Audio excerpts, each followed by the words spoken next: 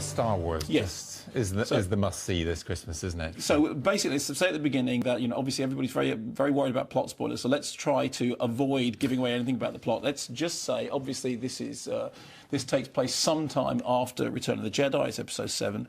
At the very beginning, there is a scroll which sets up a battle between good and evil.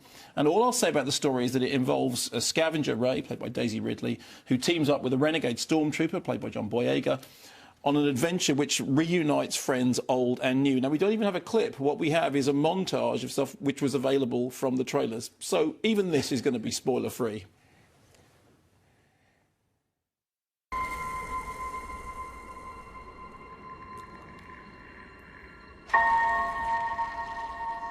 Who are you? I'm no one.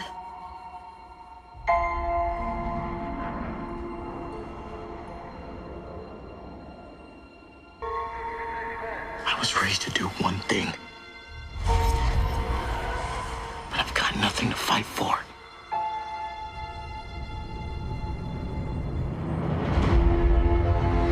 Nothing will stand in our way. I will finish what you started.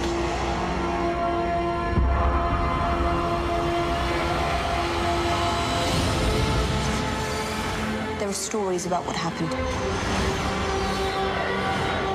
It's true. All of it.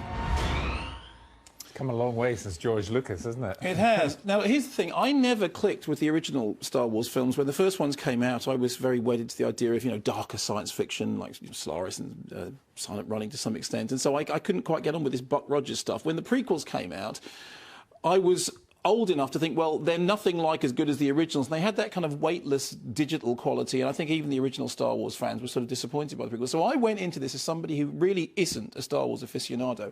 And I have to say the great victory of it is that it made me feel for the first time like a 12-year-old watching a Star Wars movie.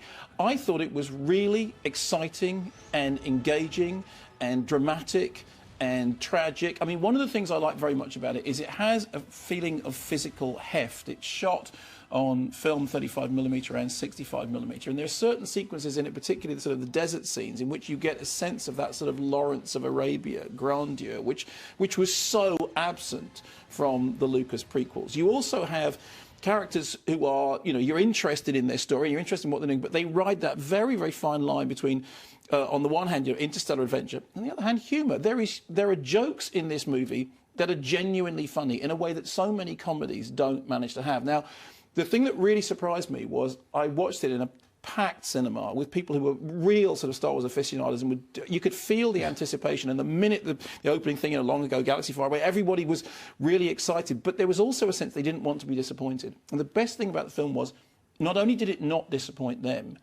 it really captured my imagination. And suddenly I found that I was surrounded by crowds of people who were laughing, who were cheering, who were gasping, and I suddenly realised I was one of them. And I have to say, it was a very, very strange experience. And it comes down to J.J. Abrams for me. I mean, I've always thought he was a fine director, and he does here what he did with the Star Trek movies, which is that sense of taking it back to the original, taking it back to the roots, but also going back to the future, using that as a way of looking forward. Daisy Ridley and John Boyega were terrific, really good at sort of holding attention, and there's sort of new characters that you really engage with.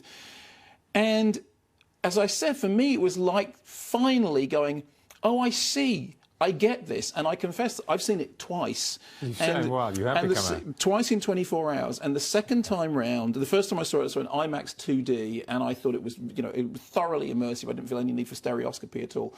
But both times round, I thought this is really satisfying. It has that J.J. Abrams sense of heft. You know what I mean by heft? Mm-hmm. You feel that the dogfights have weight. You feel that there is some actual physicality about them, which was so lacking from the overly digitised prequels. You will hardly be surprised that I just saw that $57 million in the opening night, which was a record, and people are talking about $3 billion in total, including the merchandising, which George Lucas very craftily made sure he got a... The one thing I would say about that is it's very easy to assume that something like this is going to be a massive hit, OK? But it's also really, really difficult to make a movie that that will play with the fans and also play to the audience who aren't completely invested in it. And if it does end up doing titanic business, no pun intended, sorry, if it does end up doing that, it will be because of repeat viewing and because both groups of people really like it. And for me, as I said, for somebody who was never a Star Wars, I mean, I really